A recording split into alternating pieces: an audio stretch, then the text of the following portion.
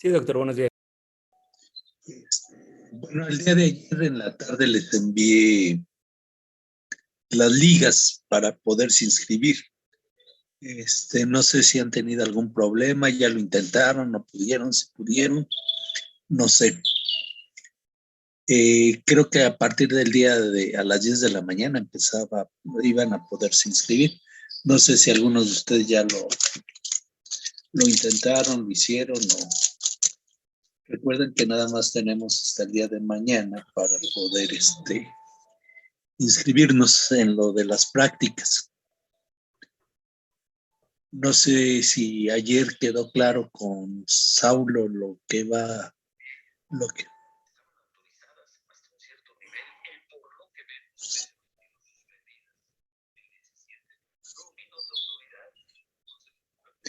ahorita sí, la primera el registro solamente es para la primera práctica, sí, solamente es la práctica, eso es lo que nos mandaron la liga para esa situación, para esta condición. No sé si, me parece que, perdón, que ya han intentado algunos, ¿verdad? O que ya se han inscrito algunos. No sé. No sé cuántos de ustedes ya. Ok, y algunos quedaron bien entonces de acuerdo con Saulo con respecto al material, alguna cosa. Aquí les recuerdo que tenemos el problema del material biológico de los perros, pero lo que vamos a tratar es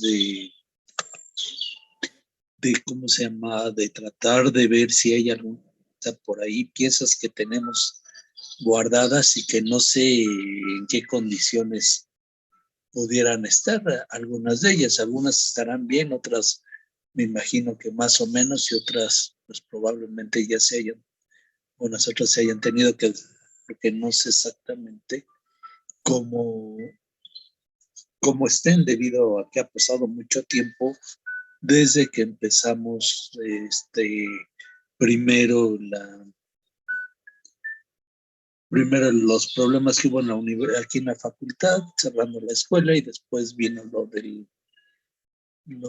la pandemia, y entonces no sé cómo estén, pero espero que hayan quedado para esta semana. No sé cómo quedaron de acuerdo con Saúl. Me imagino que sí se interesaron por los corazones o por algo de eso, o qué es lo que quedaron. No sé. Quedamos en que sí los vamos a conseguir si podemos y que también queda pendiente si va a haber o no perros, que la semana pasada se lograron conseguir algunos, pero no sabe para la que sigue. Sí, esperemos que para esta semana existan por lo menos algunos perros y tratar de hacer ¿cómo se llama? Una necropsia que sea medio demostrativa y donde puedan participar la mayor parte de ustedes para que tengamos oportunidad sobre todo de trabajar ya en forma física con lo que tenemos pendiente, que son muchísimas cosas que están pendientes. Entonces, pues vamos a tratar de hacer nuestro mejor esfuerzo y tratar de conseguir material. Yo lo que no había pensado es que a lo mejor puedo ir al rastro. Probablemente puedo ir al rastro y traer algunas piezas de decomiso. Probablemente, no lo sé todavía. Si no es para esta semana, para la próxima sí, casi estoy seguro que puedo ir al rastro, sobre todo al de Tláhuac, y ver si consigo, ahí conozco algunos médicos, conocí a algunos médicos, no sé si todavía estén, y pueda yo conseguir las piezas de decomiso. Así que si ustedes también, si hay tan cerca de algún rastro o algo así, y pueden conseguir material, pues sería excelente. Entonces, pues eso es en lo que quedamos entonces. Y esperando que pues ya las protectoras de animales pues no dejen de o no permitan que nosotros tengamos acceso al material biológico, porque eso para nosotros es fundamental. Nosotros para poder entender y comprender bien, porque no es lo mismo la anatomía en un libro, en un atlas, que en el animalito, que en el cadáver. Entonces, para nosotros es fundamental. Yo no puedo concebir que un médico no sepa ni tenga la experiencia en lo que es la consistencia de un tejido cuando va a suturar o va a operar por primera vez a una persona y que no tenga práctica en eso. Se me hace como que muy, muy complicado y muy difícil de entender. Sí, sí, Norma. Doctor, tengo una pregunta. Sí, Me acabo de inscribir al salón de necropsias con usted, pero ya no sé si sí alcancé, porque sí me dejó meter mis datos y así. Pero ahorita me metí otra vez y dice cupo lleno, entonces ya no sé si me dejó entrar o, pues o mira, no sé. acá entre nos, yo acá si podemos entrar más de 25, pues que sean 26, 27, yo creo que no hace mucha diferencia. Nada más que aquí entre nos, para que no nos vayan a regañar o cosas así. Sí, pero que no sean muchos, digo, porque si no, pues no sé si vamos a tener alguna. Entonces, si me dejó registrar, la respuesta es que sí, sí puede. Sí, Ah, sí, bueno. sí. El problema de todas maneras. Yo lo que quiero es que ustedes aprendan. Yo lo que me interesa es eso. Y como les había yo comentado, si en algún momento, aquí el problema que a mí lo que me detiene mucho es que no tenemos el material biológico. Entonces, aquí ese es una limitante muy grande, porque les había comentado que si en el periodo de vacaciones y eso, ustedes están dispuestos a venir y trabajar y hacer necropsias, aunque no sea clases y eso, digo, y tuviéramos el material biológico, yo dispuesto a venir a trabajar con ustedes para aprender. Pero pues si no tenemos material biológico ni nada, aunque tengamos las instalaciones, pues de nada nos sirve. Y tampoco es tan fácil conseguir material. Entonces, pues esa es nuestra limitante, pero si en algún momento se llegan a conseguir los animales y que estuvieran en espera y que en lugar de desecharse los pudiéramos utilizar, pues yo les mando una invitación para que puedan venir y trabajemos, aunque sean vacaciones o en fines de semana. Yo, la verdad, a mí me interesa que ustedes practiquen, que ustedes vean, porque luego cada cosa que me he encontrado ya en la cuestión de la práctica y de la clínica, pues la verdad es que dejan mucho que desear. O sea, dice uno, pues uno trata de hacer su mejor esfuerzo porque ustedes aprenden y luego ya resulta que en la práctica, ya cuando están como trabajando y todo eso, dicen, bueno, a muchos no los conozco, no sé ni siquiera si sean de la facultad o no, pero son médicos veterinarios. Entonces, eso es a mí lo que me preocupa, independientemente de sean donde sea, porque cuando vamos a una clínica, pues dicen es médico, no es si es de la UNAM, si es de la UAM, si es de donde sea, pues es médico veterinario. Y entonces esa es mi preocupación, por eso les digo, si conseguimos el material y eso, yo les mando una invitación y si quieren venir y que podemos practicar con gusto, o si tienen algún animalito que les digo que en muchas ocasiones desafortunadamente fallece por cualquier situación, por cáncer o por alguna enfermedad crónica y quieren que participemos, pues lo hacemos.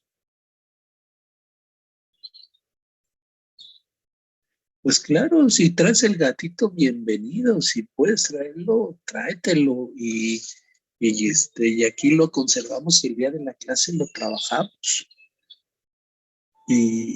O sea que todo eso, o sea, todo el material que ustedes consigan, bienvenido. ¿Por qué? Pues es lo que carecemos ahorita, es de lo que no tenemos.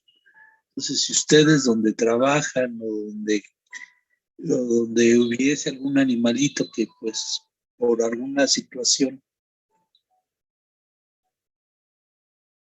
lo puedes traer desde antes. ¿Para qué? Para conservarlo. Si lo puedes tú conservar en refrigeración y en un lugar, por ejemplo, ponerle en un lugar donde esté, donde no haga mucho calor y se le pueda poner. Ahorita el clima es bueno porque nos ayuda a conservar y si le puedes poner, por ejemplo, o ponerlo en hielo, ¿verdad? Que es lo ideal, y traértelo, pues digo, nos ayudaría mucho, pues un gatito no es tan grande, se puede conservar bien. Si tuvieras un refrigeradorcito o algo así, serviría mucho. Y si no, te lo puedes traer y lo metemos aquí en el refrigerador y lo trabajamos el día de clases.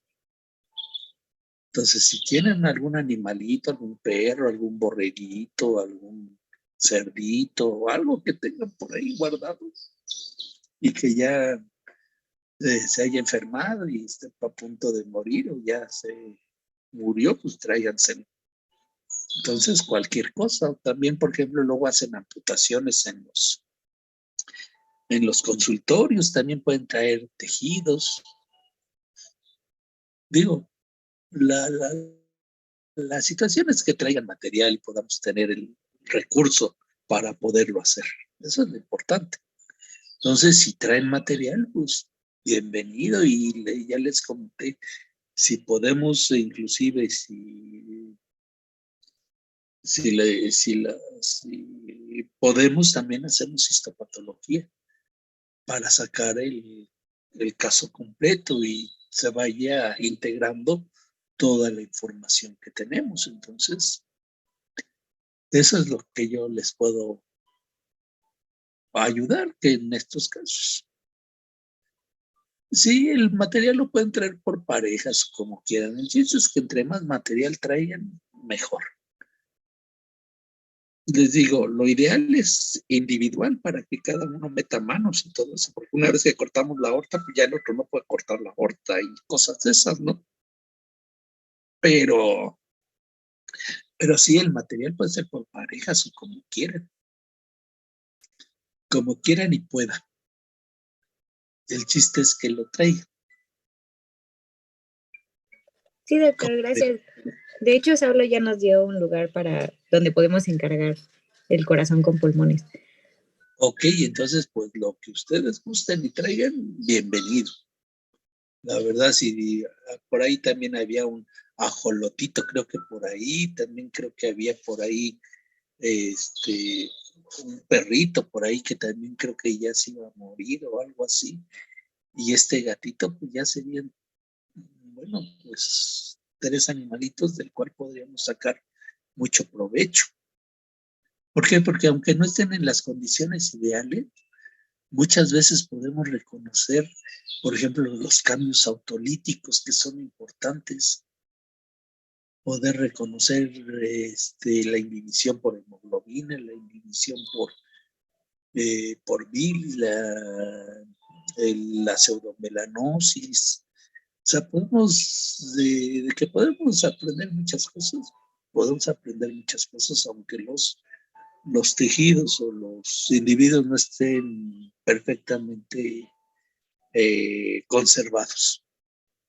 Y esa es otra cosa que me interesa mucho, es que ustedes aprendan a tomar las muestras, porque les digo, híjole, cada cosa que me envían luego al laboratorio, que yo digo, híjole, parece que nunca pasaron por patología o pasaron de noche, no sé. Pero eso no quiero que ocurra, que siga ocurriendo, digo. Tenemos que hacer nuestro máximo esfuerzo por mejorar todo esto. Entonces, solamente trabajando y haciéndoles como podemos lograrlo. ¿Sale? ¿Alguna duda, comentario con respecto a las prácticas y todo? ¿Nada? Nada. Y de lo que hemos visto de hipersensibilidades, dudas, comentarios. Perdón, doctor, para el laboratorio, ¿el cardiopulmonar de cerdo está bien o tiene que ser de bovino? No, de cerdo está bien. Mira, lo único que no me gusta, por ejemplo, y no porque no se pueda trabajar, porque hasta de un ratón es buenísimo. A mí me encanta trabajar la patología de ratones, pero ¿sabes cuál es el problema? Es que a la hora de hacer la disección y ver, cuesta mucho trabajo la visualización de los tejidos. Entonces, por eso se pide que sean más o menos grandes. ¿Para qué? Para poder observar con detalle y más que son las primeras muestras que se van a observar. Entonces, por eso es que es importante que sean de un tamaño adecuado, porque luego traen de ¿cómo se llama? De gatitos así chiquitos y eso, pues les digo, todo es bueno, pero pues cuesta mucho más trabajo y es más difícil muchas veces visualizar las lesiones. Por eso, Ok, Doc, muchas gracias. sí, de nada. ¿Alguna otra pregunta, comentario? Con respecto a las hipersensibilidades, les preguntaba, ¿alguna duda? ¿Comentario? ¿Nada? ¿Todo súper bien?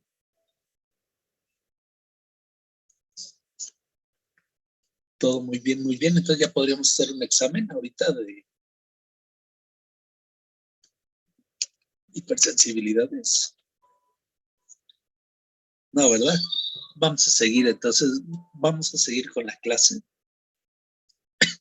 Vamos a seguir con la clase, vamos a continuar con las hipersensibilidades. Recuerden la hipersensibilidad del tipo 4, ¿qué es lo que lo hace diferente a las otras tres? ¿Que es mediada por células? Es mediada por células y ¿qué otra cosa lo hace ¿Es diferente? retardada? Y es retardada. El tiempo, efectivamente, el tiempo es lo que lo hace diferente y la respuesta, ¿verdad? La respuesta. En todos los casos, si ustedes se dan cuenta, tiene que haber una previa sensibilización. Nada más que los elementos que participan son diferentes y la respuesta, pues relativamente es diferente, pero en términos generales es muy parecido. Y si ustedes se dan cuenta también, pues todo esto ya aparte lo hemos visto a través del proceso de inflamación, la inflamación y todo esto. Entonces, bueno, entonces estábamos viendo que la hipersensibilidad del tipo 4, ¿verdad? Veíamos que es dependiente de, ay, perdón, ahorita déjenme.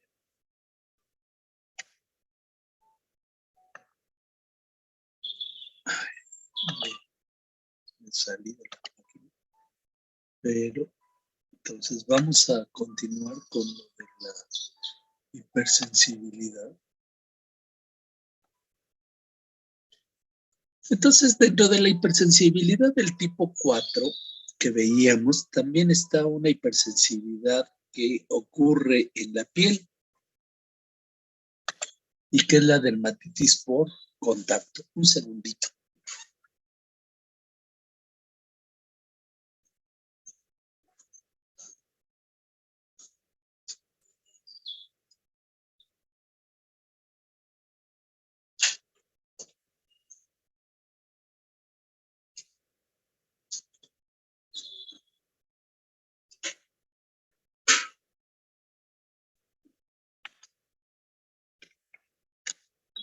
Perdón, es que ya se va a acabar la pila de mi computadora.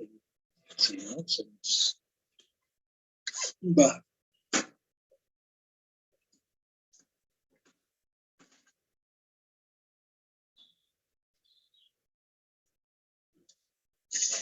Entonces, la dermatitis por contacto es una condición también frecuente.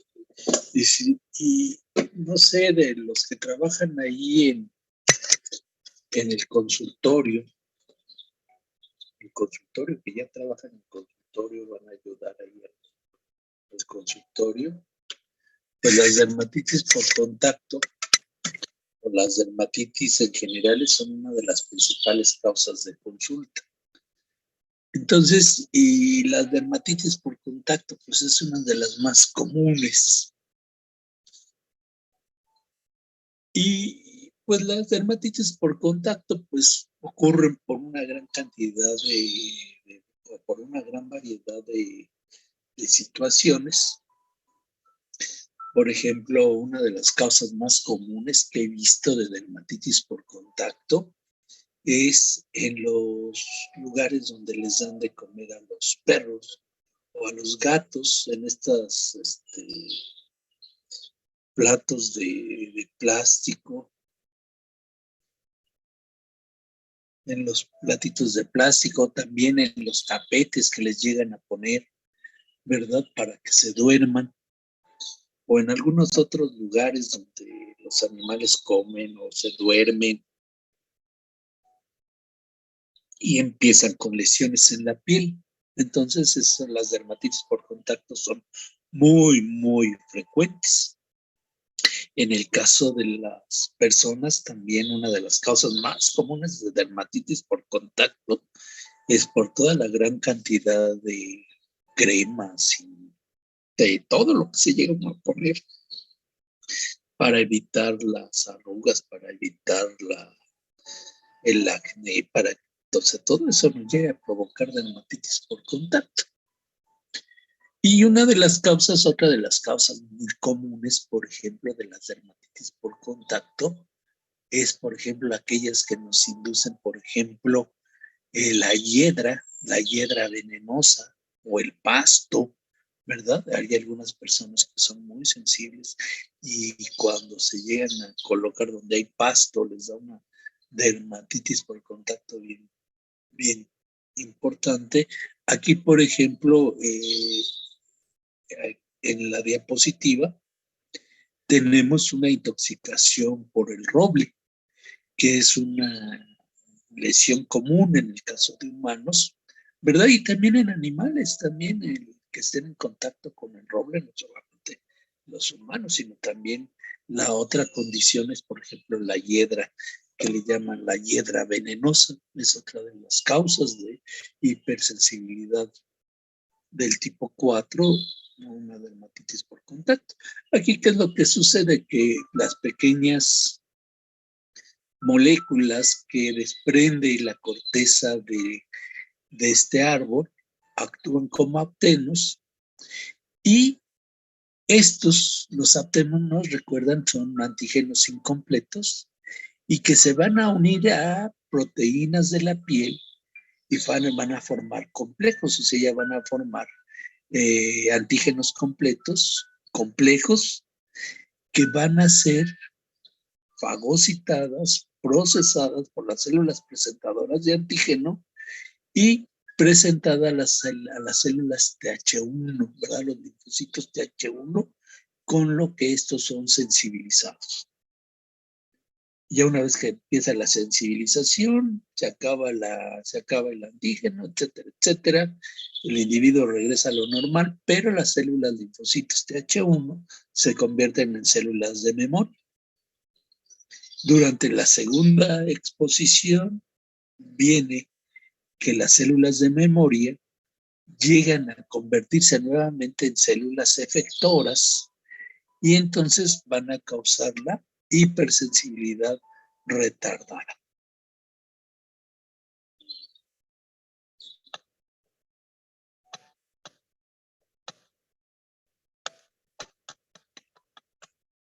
Aquí tenemos el diagrama de esta condición. Aquí tenemos el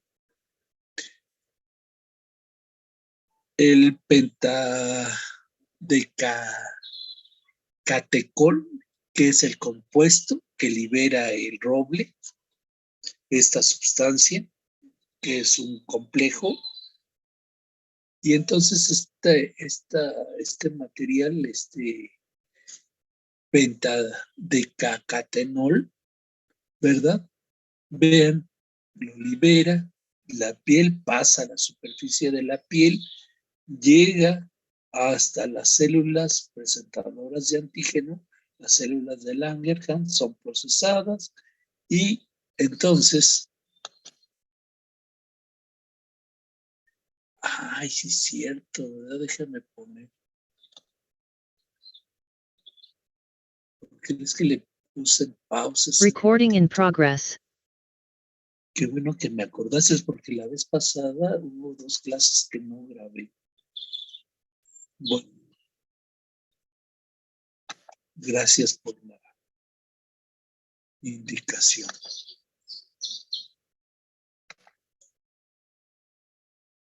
Entonces, hasta aquí vamos viendo bien, vamos entendiendo bien todo esto. ¿Dudas? ¿No?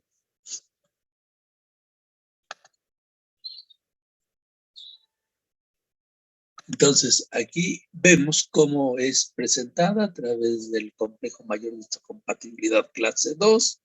Se une a los receptores de la célula de los linfocitos. El linfocito empieza a producir interferón gamma, ¿verdad?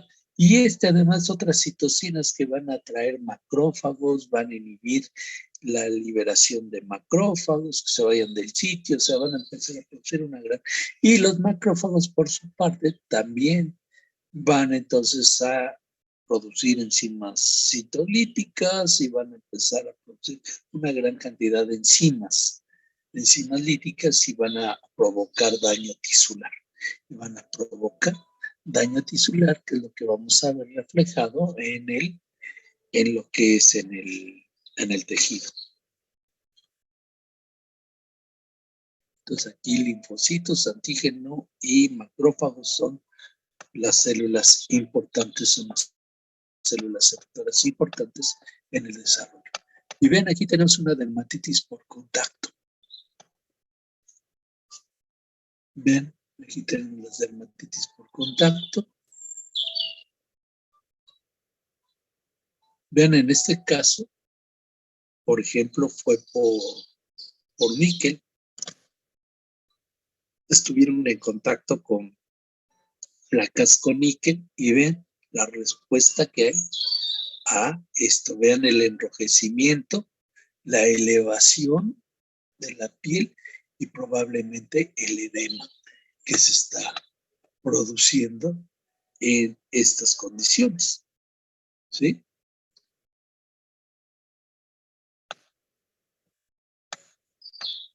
Vean aquí la reacción de hipersensibilidad del tipo 4, ¿verdad? Vean la mano de esta persona, cómo se les levantan estas vesículas, ¿verdad? Llenas de líquido y todo. ¿Por qué? Por el daño de las células T, que llevan una gran cantidad de macrófagos y que son las que inician el daño a través de la liberación de una gran cantidad de citocinas y enzimas que van a causar este daño.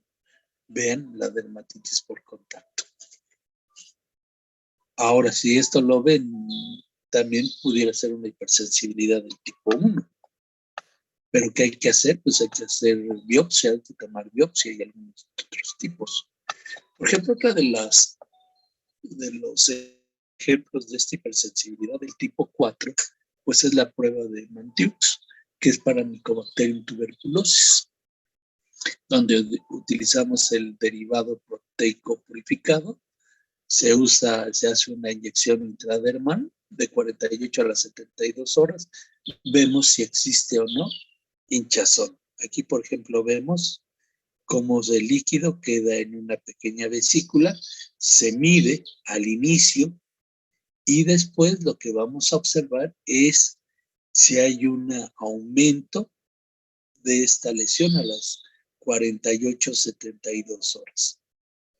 Si a las 48 o 72 horas no incrementa esto, significa que el animal no ha tenido contacto previo, es decir, no ha habido sensibilización. Pero si hay una hinchazón importante y un aumento de volumen y además puede haber induración del sitio y cambio de colores, que el animalito o el individuo estuvo sensibilizado o ya tiene una infección previa con el bacilo tuberculoso, y entonces es cuando vemos este edema. ¿Sí? Y entonces cuando nosotros estamos poniendo el derivado proteico purificado, lo que estamos haciendo también es sensibilizar. Entonces, por eso no podemos hacer una prueba inmediatamente después de este proceso. ¿Por qué? Porque estamos dando una previa sensibilización a los animales. Por eso tiene que tardar cierto tiempo para poder volver a hacer la prueba.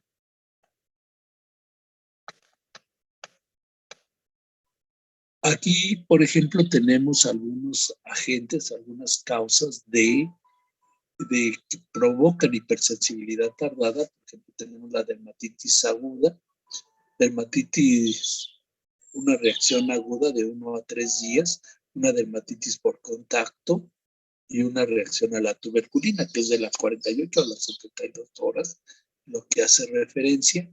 Y aquí, por ejemplo, la dermatitis por la intoxicación con la hiedra venenosa, algunos químicos, cosméticos, que es lo que les comentaba, la reacción a la tuberculina, el PPD, también antígenos a los hongos, y también a otras bacterias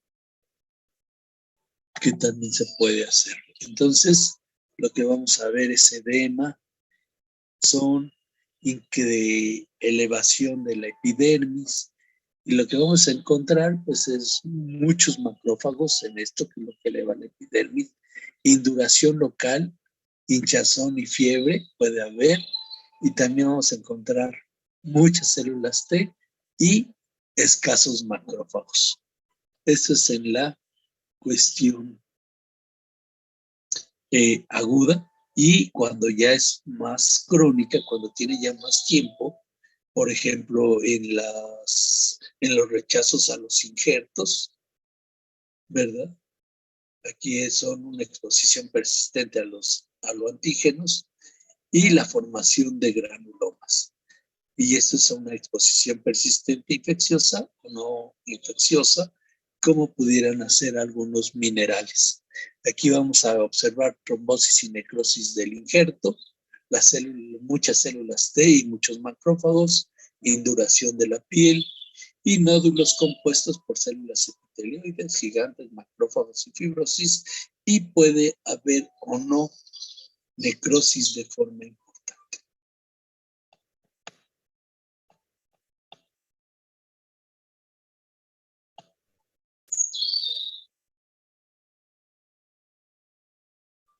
Entonces, la hipersensibilidad tardía es un tipo de respuesta inmune clasificada como TH1 y activación de macrófagos que produce el daño tisular. Y esta hipersensibilidad tardía también puede ser resultado de infecciones crónicas o exposición a algunos antígenos. Por ejemplo, aquí tenemos de estos que pueden inducir hipersensibilidad tardía: Mycobacterium tuberculosis, lepra, Mycobacterium bovis, Listeria monocytogenes, Brucella abortus, hongos, Pneumocystis carini, Candida albicans, histoplasmosis, Cryptococcus, Noforma leishmania, virus como por ejemplo el herpes virus, varicela, ¿verdad? El virus de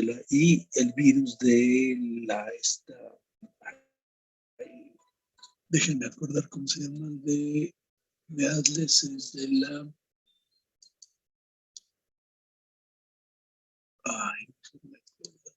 del sarampión, virus del sarampión. También algunos compuestos clorinados, ¿verdad? El pelo, ¿verdad? El pelo del perro, del gato, que nos pueden dar hipersensibilidad. Sales de níquel, intoxicación por la hiedra venenosa, intoxicación por el roble, ¿verdad? Con el roble también nos puede provocar esto, ¿verdad?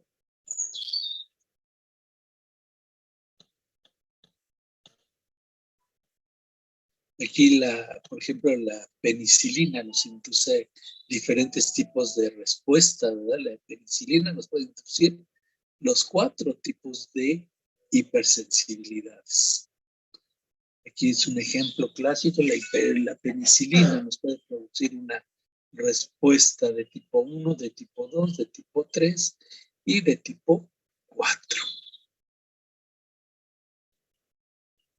¿Por qué? Porque nos puede, si el individuo es atópico, nos va a dar urticaria o anafilaxia. Puede ser que nos produzca una anemia hemolítica si la penicilina se pega a los glóbulos rojos, o si forma complejos inmunes, nos va a dar una glomerulonefritis. Y si se llega a localizar en la piel, pues nos va a dar una dermatitis por contacto. ¿Hasta aquí alguna duda de las hipersensibilidades? ¿Quedó claro lo de la reacción de la dermatitis atópica? Sí, doctor, todo claro. Bien, entonces vamos a continuar con otro tema, que es autoinmunidad. ¿Y qué es autoinmunidad? ¿Qué será la autoinmunidad?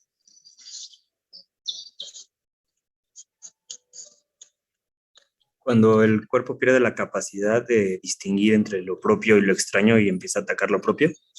Exactamente, es cuando el organismo pierde su capacidad de reconocer lo propio de lo extraño, y lo propio ya no lo reconoce como tal, y entonces empieza a atacarlo. Y entonces, para evitar la autoinmunidad, ¿qué es lo que normalmente, qué mecanismo utiliza el organismo para evitar esta condición? ¿Alguien recuerda?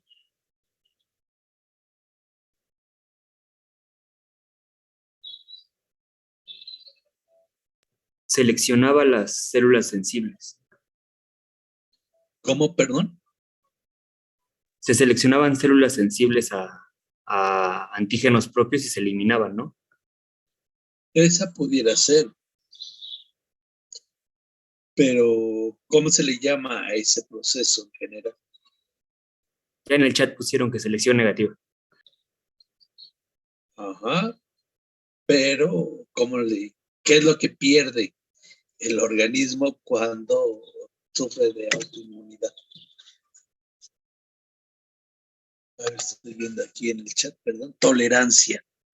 Muy bien, muy bien. Se llama pérdida de la tolerancia. Y la tolerancia, pues, se da por diferentes mecanismos, ¿verdad? Las diferencias de esto se da por diferentes mecanismos, la tolerancia. Perdón, es que luego se me... con el chat y todo, pues... Entonces, la autoinmunidad es una respuesta inmune contra los propios antígenos, lo que resulta en una enfermedad. Entonces, la respuesta inmune, la autorrespuesta inmune, se da como resultado de una pérdida de la tolerancia inmunológica. Hay una fractura, hay una pérdida de la tolerancia inmunológica. Y la tolerancia es la característica de una respuesta inmune adaptativa, es lo que caracteriza. Y existen dos tipos de tolerancia, la tolerancia de células B y de células T.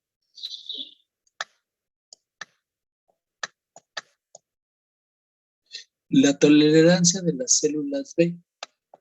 ¿Qué es lo que ocurre cuando tenemos células B autorreactivas? Es decir, que van a actuar contra los antígenos propios que entran al linfonodo, ¿verdad? Las células B autorreactivas que entran al linfonodo deberían fallar para tener una coestimulación de las células T y por lo tanto nunca entrar a los folículos primarios.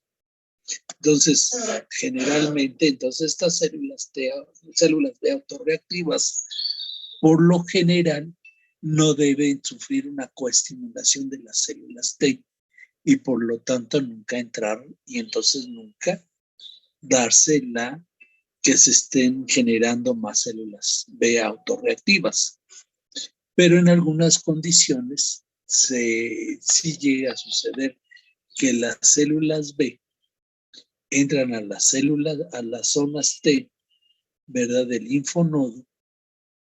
Y entonces ahí en algunas condiciones o bajo algunas condiciones sí llegan a sufrir una coestimulación, ¿verdad? En el folículo primario.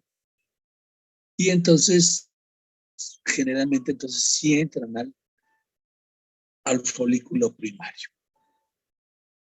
Pero en condiciones normales no debería de ocurrir eso. Las células T no deberían de favorecer la coestimulación de las células B reactivas y entonces ahí se terminaría y cuando se da en forma normal que las células T no coestimulan a las células B, pues hasta ahí, ahí con esto se mantiene la tolerancia de las células B. Pero cuando llegan estas células T no llegan a coestimular, se va a dar entonces la autoinmunidad de células B. ¿Cómo se mantiene la tolerancia de las células T? Porque hay pérdida clonal, ¿verdad? Hay una selección negativa en el timo y por lo tanto hay una depresión o una lesión o pérdida en la periferia. O sea, no llegan las células, se van a destruir en el timo. Todas las células T que van a ir y se va a hacer el reconocimiento de todos los antígenos propios que llegan al timo cuando son muy autorreactivas a estos antígenos que son presentados en el timo, generalmente son destruidas ahí son destruidas en el timo y entonces nunca van a llegar a los órganos linfoides secundarios. La otra forma para mantener la tolerancia es el secuestro de antígenos, es decir, que los antígenos se encuentren en estructuras que no van a tener acceso las células inmunológicas, es decir, en este caso los linfocitos T. Por ejemplo, aquellos que se encuentran dentro del núcleo o bien que por alguna razón no están siendo reconocidos por el sistema inmune debido a que son, por ejemplo, en el caso del ojo, hay una estructura que nunca se pone en contacto con el sistema inmune. ¿Por qué? Porque no está irrigado. ¿Ustedes recuerdan qué parte del ojo no se encuentra irrigada?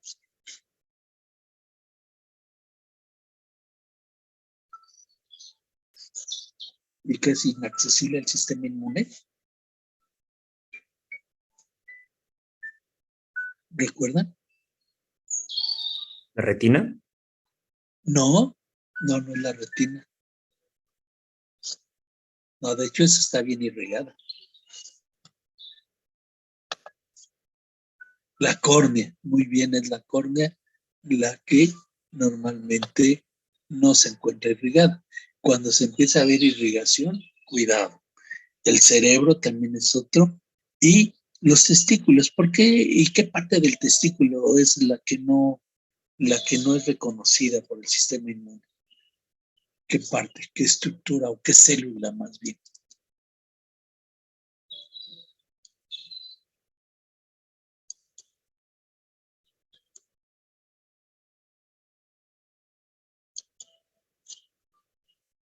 ¿Qué célula? Los espermatozoides, muy bien. ¿Y por qué?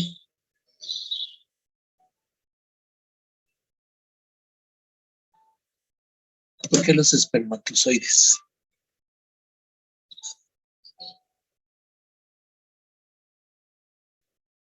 Porque esos no se van a generar sino hasta después de que ya nació el individuo, ya creció, se desarrolló, ¿verdad? Y entró a la pubertad y entonces cuando se empiezan a desarrollar, ¿verdad?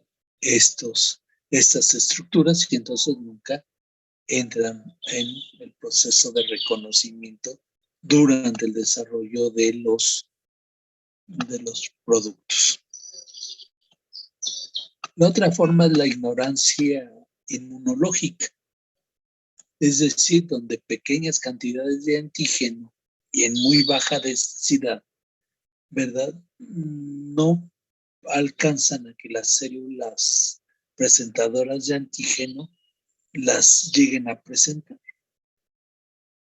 Y la otra es porque las células T no alcanzan a cruzar la barrera, ¿verdad? Donde se encuentran los antígenos. Y entonces, pues, se les ignora estos antígenos que no alcanzan a llegar a ser reconocidos en el sistema inmunológico.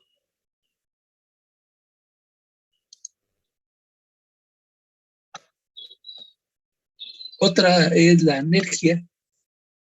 La anergia es otra forma de mantenimiento de la tolerancia, ¿verdad? O pérdida de la tolerancia, ¿verdad? La anergia, donde hay una pérdida de la coestimulación, ¿verdad? Y hay una pérdida de la coestimulación y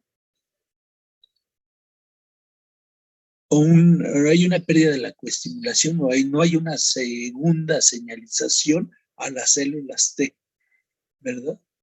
Y esto es algo muy común, por ejemplo, en superinfecciones o donde hay infecciones muy, muy graves, por ejemplo, se da la alergia. Por ejemplo, en el caso de la tuberculosis, por ejemplo, cuando los animales tienen una infección, una superinfección, ya están tan dañadas las células por una coestimulación tan importante que han sufrido que ya después ya no responden.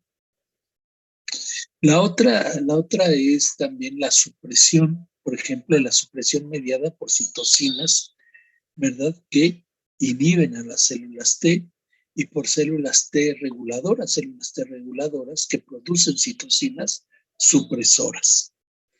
Eso es lo que normalmente produce o que lleva a la pérdida de la tolerancia. ¿Verdad? Induciendo autoinmunidad o rompiendo la autotolerancia. Por ejemplo, inflamación o infección. En alguno, entonces, déjenme.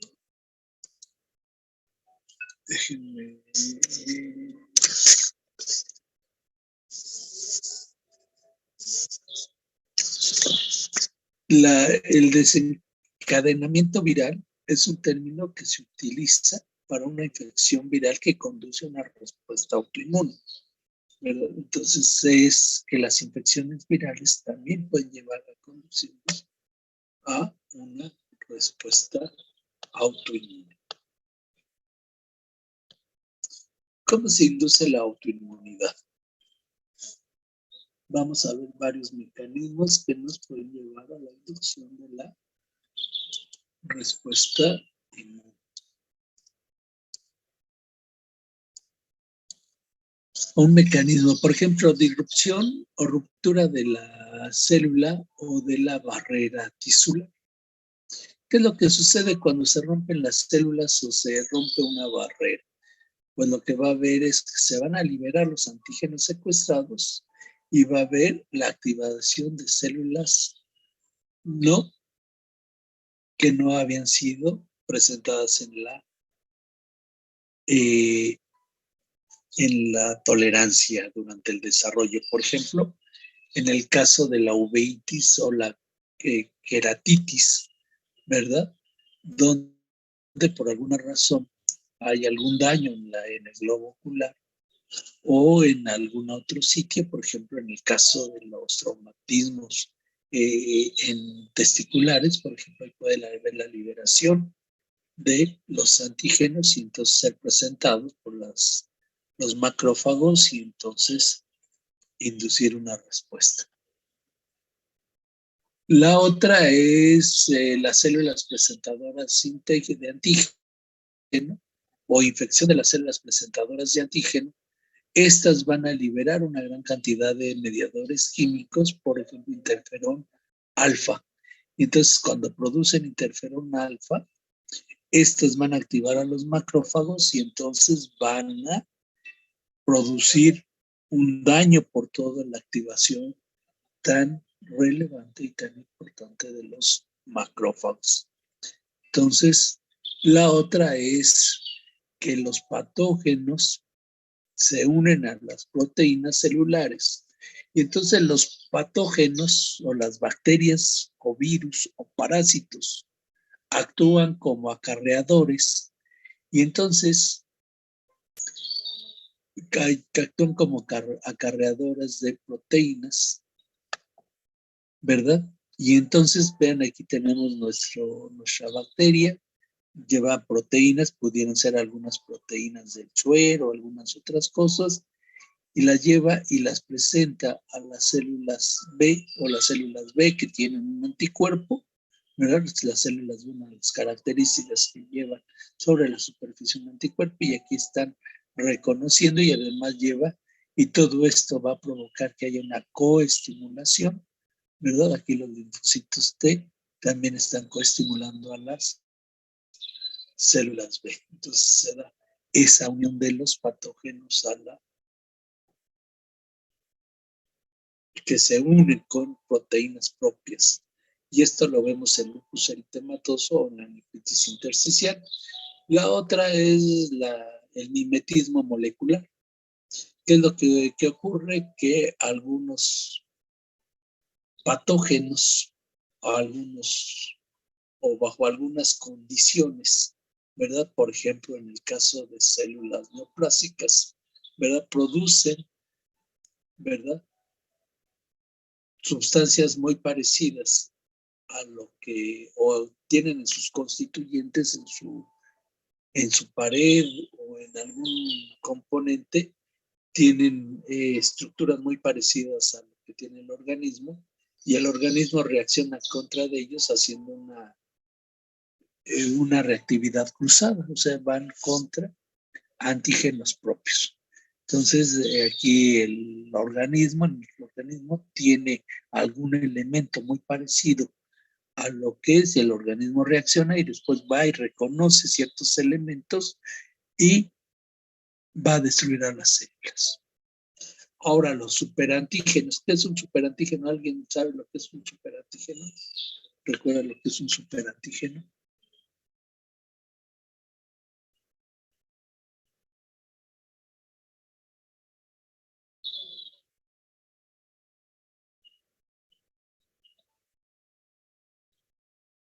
Era cuando se quedaban unidos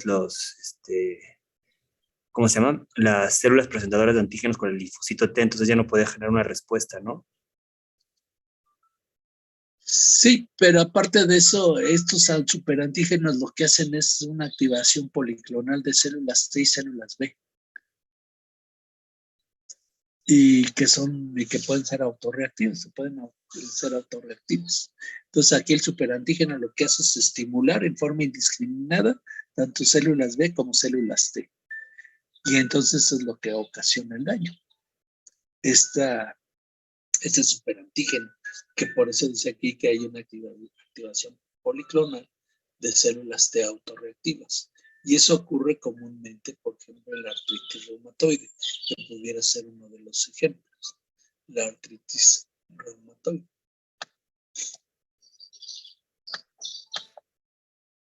Entonces, aquí, por ejemplo, rompiendo la autotolerancia o la tolerancia, ¿verdad?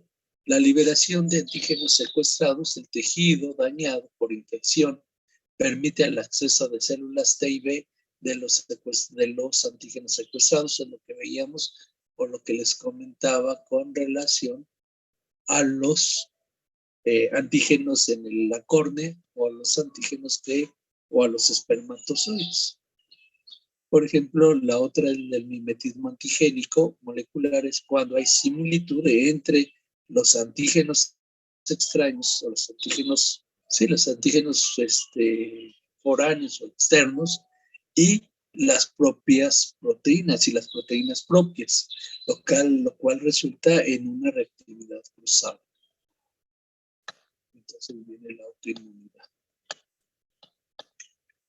Por ejemplo, aquí hay una serie de proteínas de organismos, de microorganismos infecciosos y algunas proteínas. Por ejemplo, aquí pueden ver, por ejemplo, el citomegalovirus, ¿verdad? Y la molécula de histocompatibilidad, ¿verdad? La molécula, ¿verdad? Tiene 69 y 70, 79 y 60, 60 y 79 aminoácidos.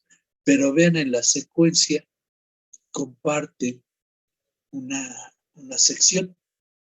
Y esto es lo que lo hace que sean muy parecidos. Y esto es lo que en muchas ocasiones el organismo es lo que reconoce y da. Y aquí tenemos el poliovirus y el receptor de la acetilcolina. ¿Verdad? Virus de la polio, vean cómo tienen. Y esto es lo que hace que el papiloma y el receptor de la insulina, vean cómo hay estas zonas que son comunes, ¿verdad? Y que eso es lo que hace que exista el mimetismo antigénico. Por ejemplo, aquí vemos el virus que les había comentado, el virus de la... se me olvidó.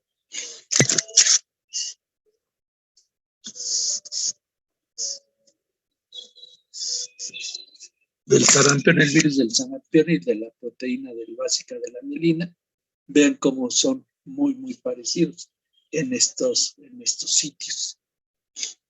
Vean el virus de la inmunodeficiencia humana y de la región constante de la IgG. Vean, son completamente idénticos. ¿Sí?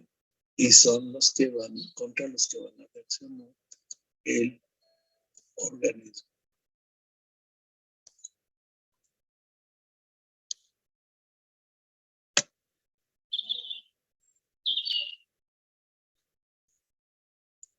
Entonces esto es lo que sucede. También otra de las condiciones es que provoca por lo cual se pierde la tolerancia, es una expresión inapropiada de moléculas del complejo, por parte del complejo mayor de histocompatibilidad clase 2. Entonces, cuando hay una expresión inadecuada de las moléculas de clase 2, puede llevar a presentar antígenos propios que no fueron presentados en el timo o en la periferia. Y entonces también esto favorece que células que no son presentadoras de antígeno también se lleguen a convertir en células presentadoras de antígeno y favorezcan el desarrollo de una inflamación.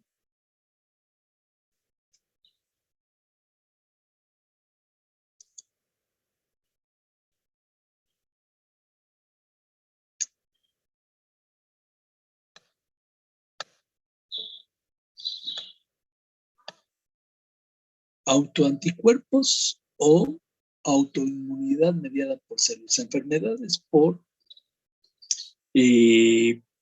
mediada por células o por anticuerpos. Por ejemplo, aquí tenemos anticuerpos contra los glóbulos rojos, ¿verdad? Aquí tenemos un anticuerpo que se va y se une a los glóbulos rojos. ¿Qué es lo que puede suceder? Que los glóbulos rojos, ¿verdad? Que están unidos con sus anticuerpos, los macrófagos los reconocen, los fagocitan y los degradan. O bien, que ya los glóbulos rojos que han sido marcados con los anticuerpos o que se les han adherido a los anticuerpos, se les agrega el complemento y ¿qué sucede? Pues viene la lisis, ¿verdad? Es la activación del complemento y la hemólisis intravascular. Y entonces esas son de las formas en que se pueden estar. Por ejemplo, aquí tenemos anticuerpos contra la superficie de los receptores, y esto, por ejemplo, lo vemos en la enfermedad de Graves, en lo que es en la enfermedad tiroidea, en un hiperparatiroidismo. Normalmente la hormona estimulante de la tiroides se va y se pega al receptor, estimula la síntesis de hormona, y una vez que se produce determinada cantidad de hormona tiroidea y llega a ciertos niveles, hay una retroalimentación negativa y le dice a la glándula de la hipófisis que ya no produzca más y se mantiene el control. Sin embargo, en el caso de que se empiecen a formar anticuerpos que van dirigidos contra los receptores de la hormona tiroidea, ¿verdad? Estos van a estimular a las células tiroideas y van a empezar a sintetizar una gran cantidad de hormona tiroidea. Y esto nos va a dar un hiperparatiroidismo. ¿Por qué? Porque no hay una regulación negativa. Porque aquí, como no depende de la hipófisis, aquí se va a estar produciendo. ¿Por qué? Porque están estimulando en forma constante. Entonces están estimulando en forma constante. Aquí, aunque quiera, aquí termina su actividad, sale y se pierde el estímulo también. Pero aquí en este caso no ocurre eso. Entonces los anticuerpos estimulan al receptor de la tirotropina y entonces se estimula la producción de hormona en grandes cantidades. En la miastenia gravis, ¿qué ocurre? ¿Qué ocurre aquí en esta miastenia gravis? Normalmente tenemos el nervio, la terminación, aquí tenemos la placa neuromotora, tenemos el nervio empieza a producir acetilcolina, y esta acetilcolina que va a ir a los receptores de acetilcolina en la placa muscular, y entonces, ¿qué es lo que sucede? Cuando se libera la acetilcolina, viene la activación del músculo. Pero ¿qué ocurre cuando hay anticuerpos contra los receptores de la acetilcolina? Pues estos son bloqueados, la acetilcolina no puede entrar a los receptores, y entonces, ¿qué sucede?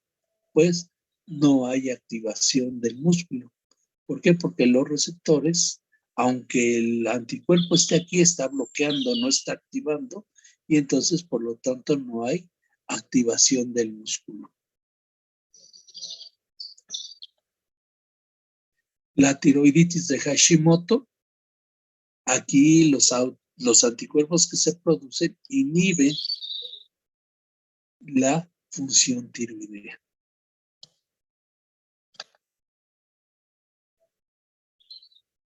En perros y humanos, la miastenia gravis es muy frecuente en perros y humanos.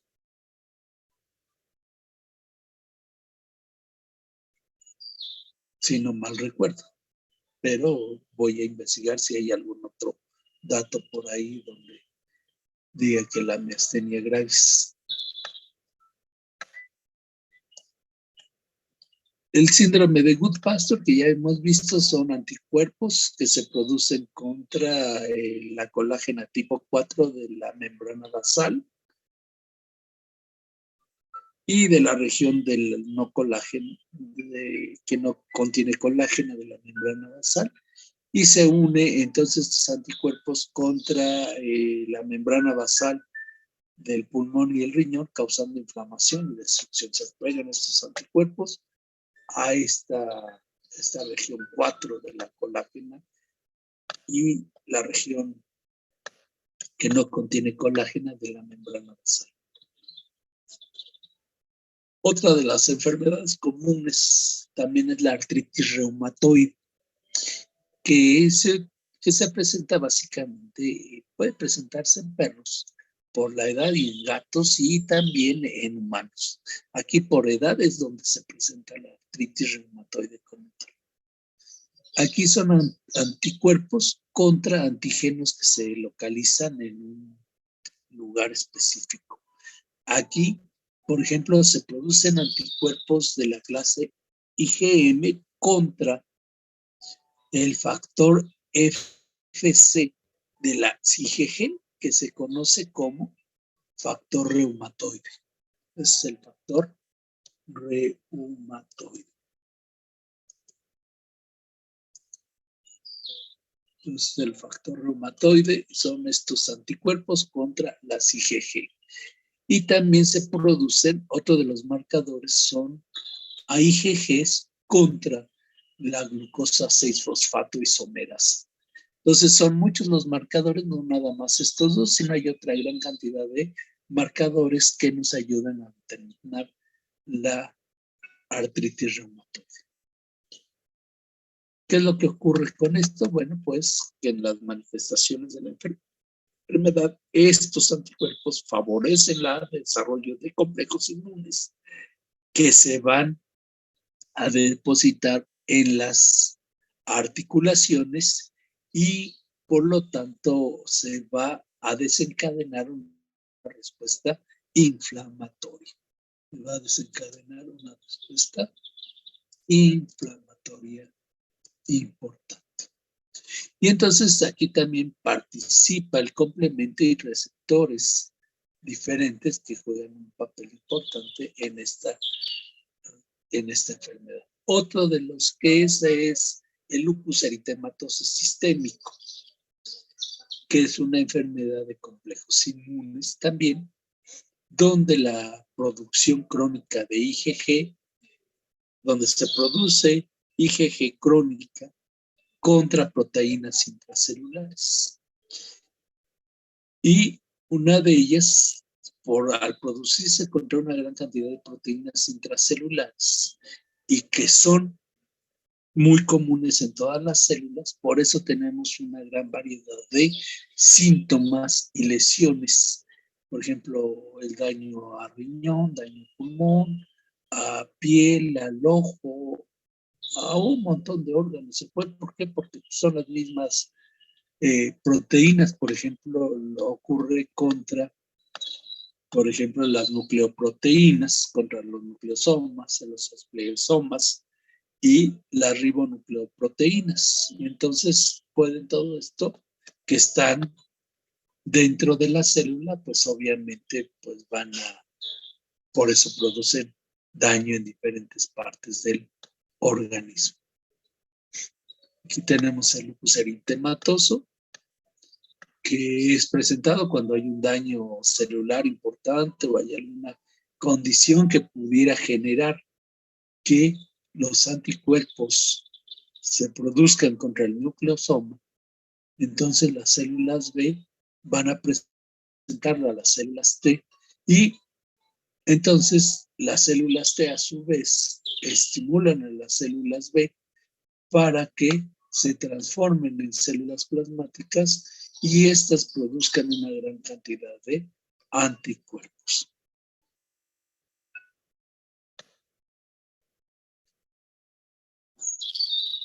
Entonces, los complejos inmunes derivados en este lupus eritematoso sistémico, pues se van a formar complejos inmunes que se depositan en las articulaciones, en pequeños vasos sanguíneos, con activación del complemento, activación de macrófagos, y todo ello nos va a llevar a una inflamación y daños en las células, porque aquí hay que considerar que estos anticuerpos penetran dentro de la célula, ya también una vez que se forman, penetran dentro de las células. Entonces, pues van a causar mucho daño en el organismo. Por ejemplo, aquí tenemos las respuestas, las células T, que van a dirigirse contra la proteína básica de la mielina. Y entonces esto es lo que va a provocar la destrucción de las raíces nerviosas, resultando en síntomas o signos neurológicos en el paciente. La esclerosis múltiple, ¿verdad? Por ahí se habla de que la esclerosis múltiple puede ser por proteínas derivadas del virus de la hepatitis B o de la proteína derivada del sarampión, de las proteínas del sarampión. Entonces aquí se supone, o sea, se ha presupuesto, o se ha pensado que la autoinmunidad posiblemente deriva debido a que estos dos virus pueden tener, tienen secuencias muy parecidas y entonces hacen mimetismo antigénico y hacen que se produzcan anticuerpos en contra de produciendo la esclerosis múltiple. Las cosas que puede suceder es, por ejemplo, la insulina, la mellitus dependiente de insulina, ¿verdad? En algunas situaciones hay una destrucción selectiva de las células beta que producen la insulina en los islotes de Langerhans del páncreas. Entonces aquí se forman anticuerpos y células T reactivas que se encuentran en pacientes, o que se ha observado en pacientes con diabetes mellitus dependientes de insulina. La diabetes dependiente de insulina también se ha observado en perros y en gatos. Entonces, por ejemplo, en los islotes de Langerhans, ustedes recordarán que tenemos células alfa que producen el glucagón, las células beta que producen la insulina y las delta que producen la somatostatina. En algunas condiciones, estas células beta van a ser destruidas por linfocitos T citotóxicos o bien por anticuerpos que van a provocar la destrucción. Y entonces, por ejemplo, vemos que el páncreas sigue produciendo glucagón y somatostatina, pero ya no insulina, y eso nos lleva a que el paciente presente la diabetes.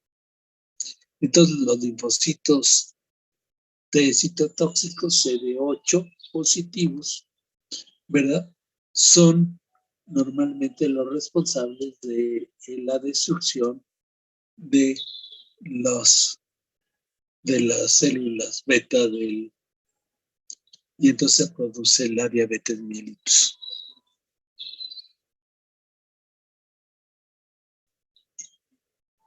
En algunos casos, en algunas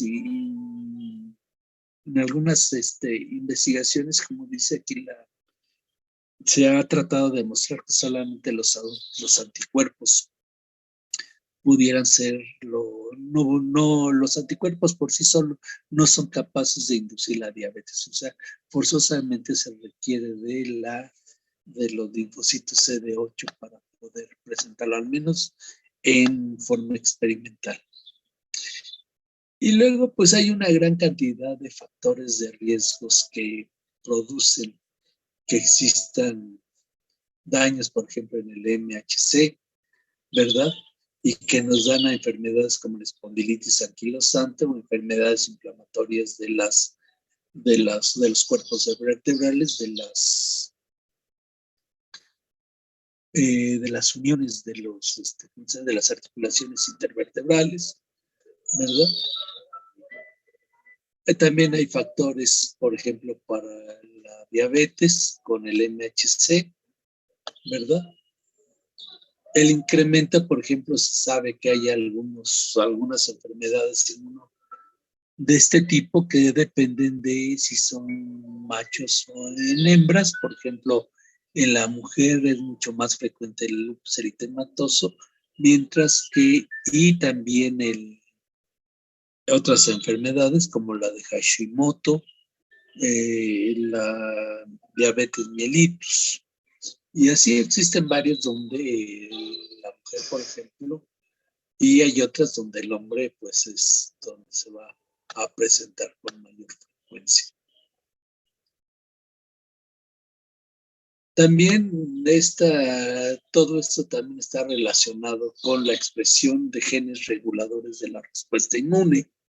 Por ejemplo, la disminución de FAS o ligando de FAS asociado con el lupus eritematoso, cambios en la expresión de los genes reguladores, disminución en la cantidad de proteínas del complemento, también están asociadas con lupus eritematoso.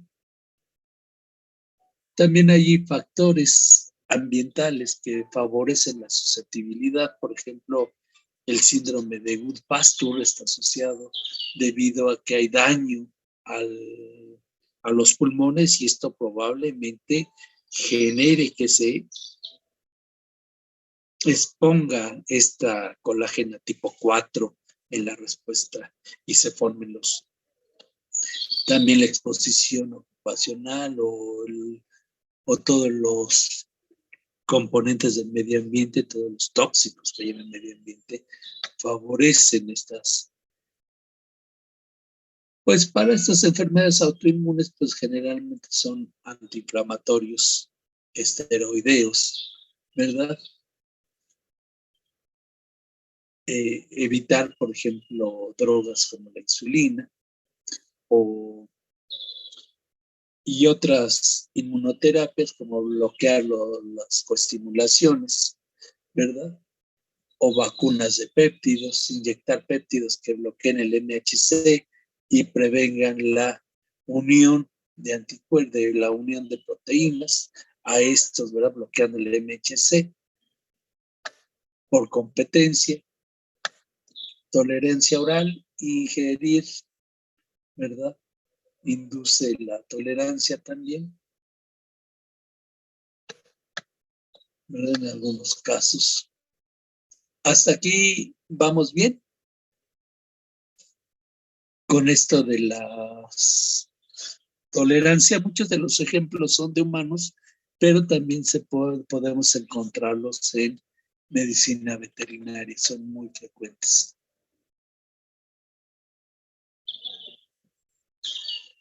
¿Por qué evitan la insulina? No entiendo. No entiendo la pregunta. ¿O por qué dañan las células beta y no se produce la insulina? No se sabe exactamente por qué se tiene predilección por las células beta para eliminar la insulina. No se sabe. Solamente se reconoce ya cuando el paciente tiene la diabetes. Es que no entiendo muy bien tu pregunta, Janet.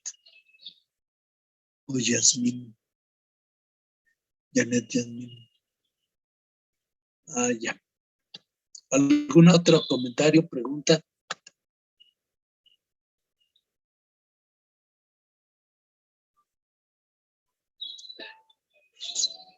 Porque el siguiente tema son las inmunodeficiencias. Y las inmunodeficiencias es obviamente cuando aquí en las dos primeras el organismo reacciona o sobrereacciona contra componentes del propio organismo o contra componentes externos. Y aquí lo que sucede en esta inmunodeficiencia es cuando el organismo ya no responde en contra de esto, ¿verdad? Por ejemplo, cuando tenemos las alergias famosas, ¿verdad? Cuando ya tenemos. Entonces, las inmunodeficiencias, sí hay una inmunodeficiencia muy, muy importante en el mundo. ¿Recuerdan cuál es?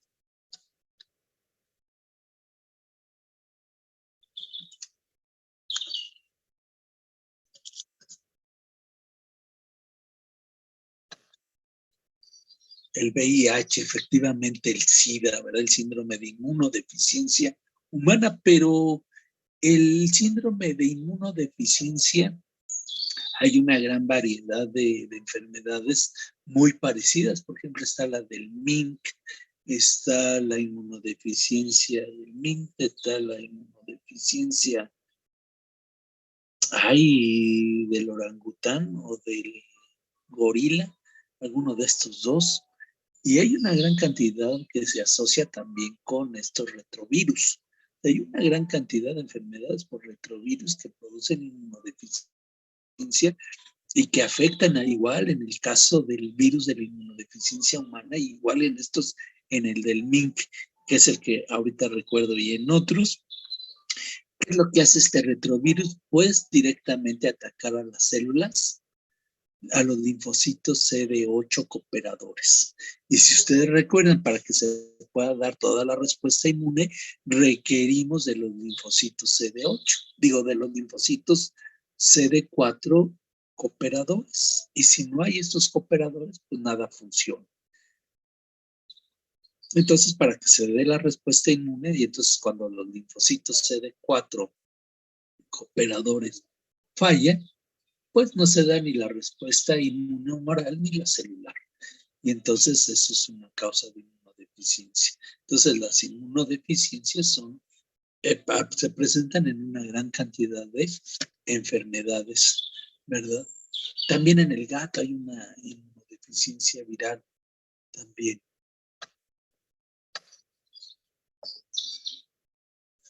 Entonces, normalmente el organismo, como ya hemos visto, pues tiene una gran cantidad de defensas. Por ejemplo, las barreras físicas como las mucosas en la piel, la inmunidad humoral, las células B, las células plasmáticas, los anticuerpos, la inmunidad mediada por células T básicamente, la fagocitosis y el complemento.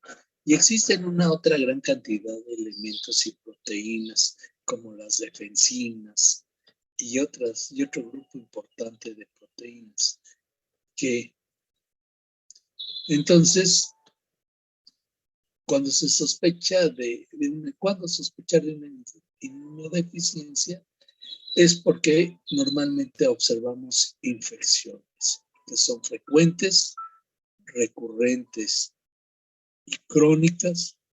Generalmente se da por organismos poco frecuentes, ¿verdad? Por organismos que responden muy pobremente a las terapias, a las quimioterapias, o a y me refiero a quimio usando quimioterapéuticos, antibióticos, ¿verdad? Hay retraso en el crecimiento y podemos tener probablemente historias familiares donde sabemos que los pacientes provienen de familias que tienen o han tenido inmunodeficiencias.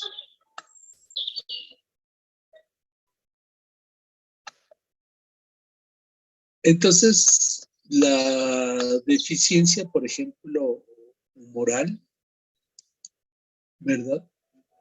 Generalmente ocurre con infecciones con bacterias encapsuladas, ¿verdad? Que presentan cápsula e infecciones crónicas simapulmonares, ¿verdad? Del aparato respiratorio superior. Y cuando hablamos de deficiencias mediadas por células, es decir, por células T, normalmente hablamos de infecciones recurrentes por virus, por hongos, microorganismos oportunistas y porque los pacientes presentan diarrea, desgaste, ¿verdad? Desgaste es cuando hay pérdidas de pesos importantes y también hay retraso en el crecimiento. Pero ahora también puede haber que todo esto sea en conjunto. ¿Por qué? Porque tenemos inmunodeficiencias combinadas, es decir, donde hay deficiencia de la respuesta inmune humoral y de la respuesta inmune celular, ¿verdad? Y hay enfermedades específicas, por ejemplo, la inmunodeficiencia combinada del potro árabe. En el caso del potro árabe no hay linfocitos B ni linfocitos T, y entonces pues no se da esta respuesta. Entonces, por ejemplo, aquí tenemos como las células tallo, ¿verdad? Nos dan origen a glóbulos rojos, neutrófilos. Aquí en lugar de plaquetas debería de ser megacariocitos, neutrófilos, basófilos, ¿verdad? Aquí, entonces, esta célula nos puede dar precursores linfoides que van al timo o bien nos dan origen a las células pre-B, ¿verdad? Y entonces aquí tenemos que el antígeno a las células T, ¿verdad? Y también se estimula la célula CD8 y también puede estimular a las células B. Entonces aquí cuando no hay una retroalimentación negativa, B, nos estimulan las células B. Entonces aquí las células T, células CD4, producción de citocina sobre la célula plasmática, induciendo los diferentes tipos de inmunoglobulinas. Cuando hay una inmunodeficiencia de células B, ¿qué es lo que pasa? Pues el precursor no se transforma en células B y entonces pues nunca va a haber ese tipo de producción. ¿Por qué? Porque no hay células B precursoras. ¿Y por qué? Porque han sido dañadas muchas veces por infecciones durante el desarrollo embrionario o durante el desarrollo fetal, generalmente por infecciones virales o porque hay algún problema ahí en el desarrollo. Entonces, la inmunodeficiencia humoral, ¿verdad? Generalmente ocurre, pues, obviamente, en la infancia o durante el desarrollo de los animalitos en estado joven, ¿verdad? Y se presenta una hipogamaglobulinemia transitoria, donde encontramos un desarrollo o donde hay una velocidad muy pobre para la formación de anticuerpos, donde los anticuerpos no alcanzan. Y generalmente, pues en algunos casos vamos a observar que son asintomáticos, que no van a presentar, y que este tipo de respuesta de hipogamaglobulinemia en algunas ocasiones se va a resolver cuando los individuos, en el caso de un tienen entre 3 y 6 años, ¿verdad? Entre los 3 y 6 años, es decir, ya en la niñez, pero cuando son bebés tienen este problema. La inmunodeficiencia o la deficiencia de inmunoglobulina es una de las más comunes, es asintomática y aquí lo que vamos a tener son infecciones respiratorias muy, muy frecuentes y pueden tener problemas de mala absorción, recordando que también la IgA es uno de los elementos que van a proteger las mucosas. Entonces, por eso los pacientes presentan diarrea crónica y pueden tener la posibilidad de desarrollen enfermedades autoinmunes. La gamaglobulinemia ligada al gen X de Butons, no hay células B, y entonces tienen infecciones recurrentes, ¿verdad? Llegan a producir sepsis, meningitis, infecciones en la piel y una serie de, hay una marcada disminución de IgG, IgM, IgA y generalmente no responden a la antibioterapia a pesar de que se den. Entonces lo que hay que estar dando pues es dar anticuerpos en forma externa. Aquí, por ejemplo, también puede suceder que los linfocitos B no se diferencien hacia células plasmáticas. Y entonces, ¿qué es lo que ocurre? Pues lo mismo, infecciones sinopulmonares con bajas concentraciones de IgG, IgM. Aquí el tratamiento es aplicar endovenosa IgG, inmunoglobulinas o globulinas y puede estar asociado con enfermedades autoinmunes o con linfomas. Si tenemos un linfoma, evidentemente hay algunos tumores de células T o células B, pues evidentemente las respuestas inmunológicas van a ser deficientes. Aquí, por ejemplo, en las células T, pues no hay precursores de linfocitos T, no llegan al timo y por lo tanto no se da ninguna de estas respuestas, ni tanto de B ni como de T, porque los linfocitos B y T requieren para su coestimulación, requieren forzosamente de los linfocitos T cooperadores.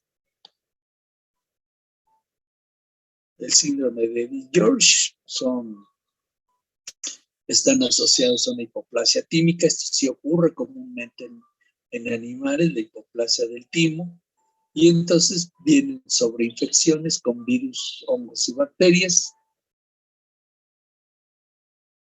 Y generalmente, pues, lo que habría que hacer es un trasplante de timo fetal. Pues eso en medicina veterinaria prácticamente imposible de hacer. La inmunodeficiencia combinada, pues no hay ni el precursor de linfocitos T y B, pues no se presenta, no hay, entonces no hay. Les comentaba yo, en el caso de los potros árabes es algo muy, muy común.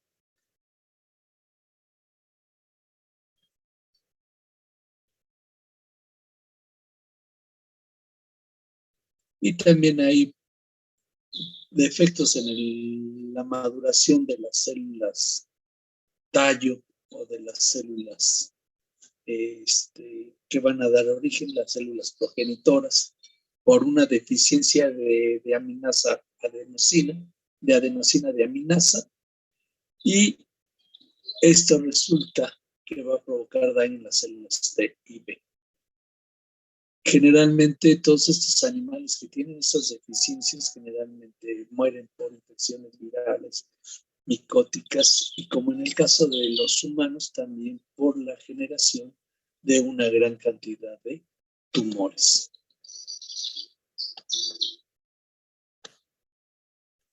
Y bueno, aquí vemos otros síndromes que ocurren en humanos y que no ocurren en medicina veterinaria.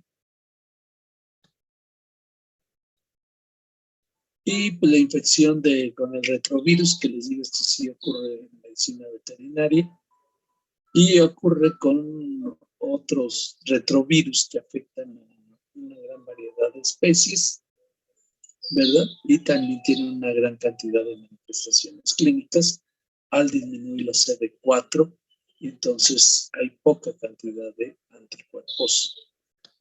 Dice que aquí puede haber inmunoglobulinas, pero son inespecíficas y no favorecen nada en el desarrollo. También puede haber infección y destrucción de las células dendríticas, de los macrófagos y las células TH, ¿verdad? Entonces son cosas que pueden suceder durante un proceso de infección y entonces no se ve la respuesta inmunológica. Hay otros problemas que es la fagocitosis, defectos de la fagocitosis. Ya habíamos visto algunos de ellos. Déjenme ver que ese sí ocurre en gatos comúnmente. No me acuerdo si viene aquí. Hay una deficiencia en gatos que ocurre porque una deficiencia en la fagocitosis, en el caso de los gatos, donde no hay una adecuada fagocitosis, no pueden fagocitar. El caso de los gatos, no pueden fagocitar porque hay daño en el fagosoma, y entonces los elementos no se dan la unión fago-lisosoma, y entonces hay un defecto en la fagocitosis en el caso de los gatos. Eso pensé que venía aquí la enfermedad, pero no viene esta enfermedad, que también ocurre en humanos. Por eso pensé que venía aquí, pero no viene. Pero se las voy a presentar en la próxima clase. También tenemos desórdenes en el sistema del complemento, fallas en el complemento, ¿verdad? Y cuando hay fallas en el complemento, pues hay infecciones con bacterias encapsuladas que presentan cápsula, ¿verdad? ¿Por qué? Porque normalmente estas bacterias que presentan cápsula requieren de anticuerpos, y aunque tengan el anticuerpo, pues requieren que sean eliminadas por el complemento. Una de las causas muy comunes de desorden en el complemento es cuando tenemos daño hepático. El daño hepático, si ustedes recordarán, favorece o producen parte de las proteínas del complemento, ¿verdad? Y entonces así hay una gran variedad de elementos que producen que no existan enfermedades o que produzcan enfermedades.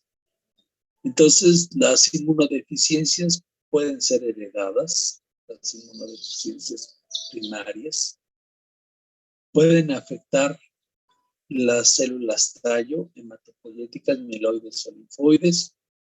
Las inmunodeficiencias secundarias son debido a infecciones, a la edad, al cáncer o exposición a químicos, como pueden ser las exposiciones a, ¿cómo se llaman estas cosas? ¿Cómo se llama? A radiaciones. Y los síndromes de inmunodeficiencia que afectan tanto al hombre como a los animales. Estos retrovirus afectan las células CD4 positivas y entonces no se da ninguna de las respuestas, ni células B ni células T. Hasta aquí hay alguna duda, con esto terminaríamos lo que corresponde a la parte de inmunopatología. ¿Alguna duda, comentario?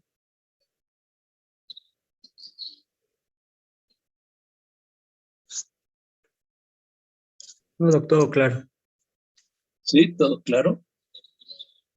Bien. Entonces,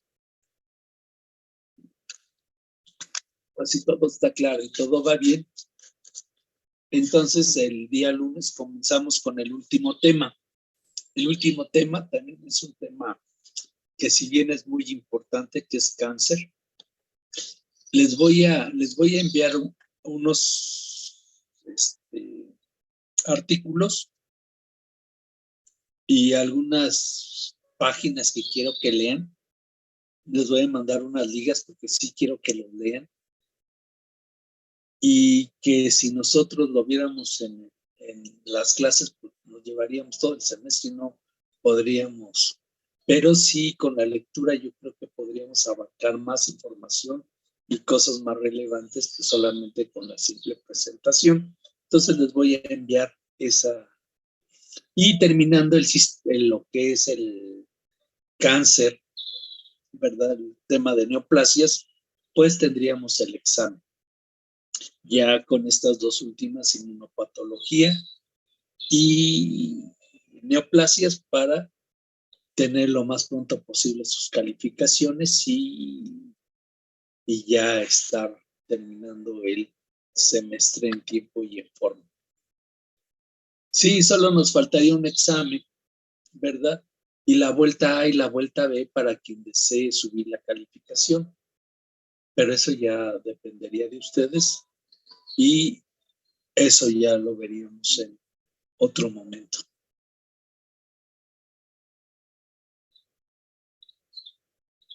Pues yo creo, ¿cuántas semanas nos quedan? ¿O ya no nos quedan muchas semanas? Quedan 3. 3 semanas. Entonces, yo estoy considerando que probablemente la próxima semana terminamos neoplasias. En una semana pudiéramos terminarlo, una semana, semana y media. Y entonces en la última semana haríamos el examen. Lo haríamos probablemente pudiera ser el miércoles de la segunda semana que tenemos, para que la última semana saquemos todos los promedios, saquemos todas sus calificaciones y tengamos todas las calificaciones un poco antes. Sí, el miércoles 12. El miércoles 12 para que el lunes ya tengamos sus calificaciones. ¿Les parece? Y entonces ya sí se librarían ya de esta. Y entonces pues ya nada más quedaríamos de que estamos a punto de conocernos físicamente. A mí me da mucha emoción conocerlos ya no a través de la computadora. Me emociona. Entonces, yo sé que a ustedes no, pero a mí sí, los conoceré como he conocido a todos mis. Entonces, el martes veré a algunos de ustedes y el miércoles a otros. ¿Sí? Y me da mucha emoción, me da mucho gusto. La verdad es que el martes nos vemos. El miércoles 12 es el examen de inmunología. Sería miércoles 15, perdón, vi mal el calendario. El miércoles es 15. Pero el 17 terminan las clases. No, tiene que ser antes, tiene que ser mucho antes. Porque el 17 terminamos clases. Entonces el miércoles 10. Ajá. A ver, déjenme ver entonces, porque aquí como que ya nos estamos haciendo.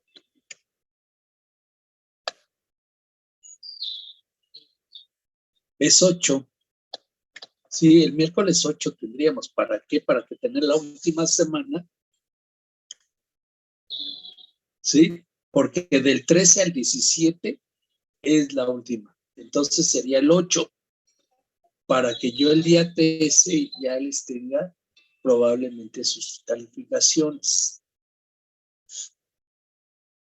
¿Les parece? Sí, por eso, porque ahorita ya terminamos lo de inmuno. ¿Sí? Hoy estamos en qué fecha.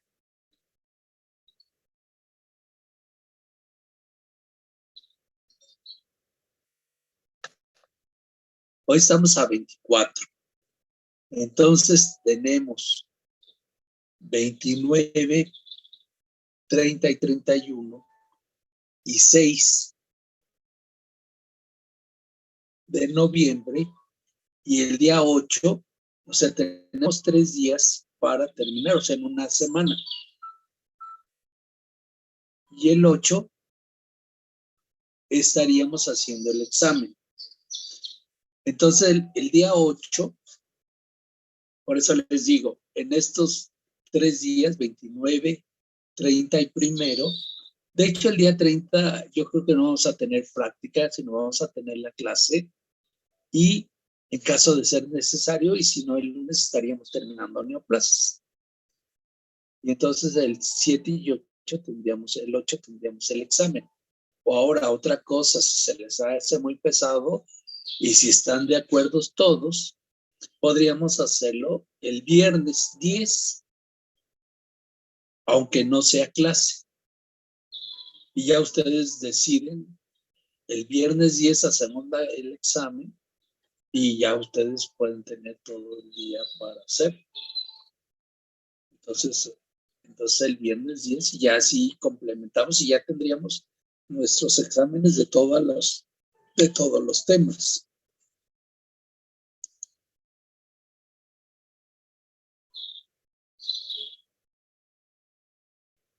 Entonces así quedamos.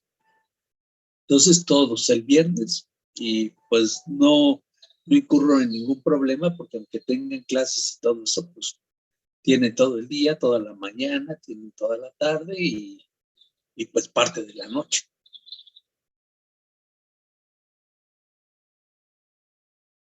¿Sale? Y así me dan tiempo de que saque yo sus promedios y sus calificaciones.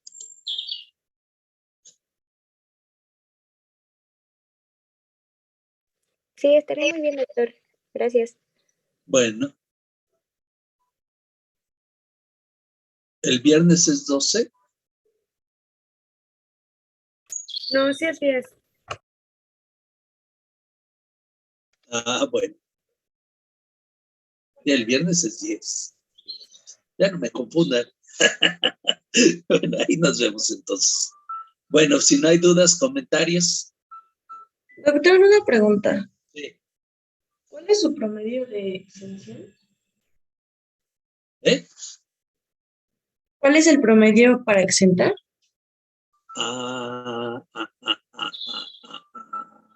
Está interesante la pregunta.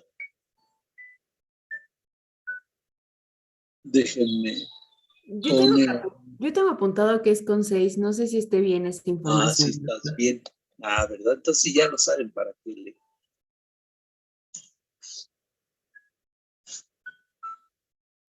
Sí, pero es... No, pues sí, ya lo saben para qué le...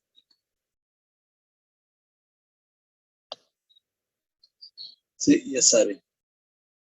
Pero por mí no hay ningún problema. ¿Vale?